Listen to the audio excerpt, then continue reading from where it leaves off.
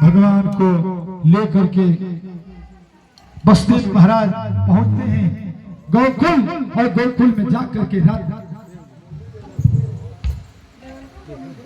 तुरंत जाके जसोदा मैया के गोद में ले जाकर के कन्हैया को सुला देते हैं। और वहां पर एक कन्या रहती है, कन्या को माया कन्या को लेकर के आती है। बसदेव बाबा आते हैं और जो ही कारागार में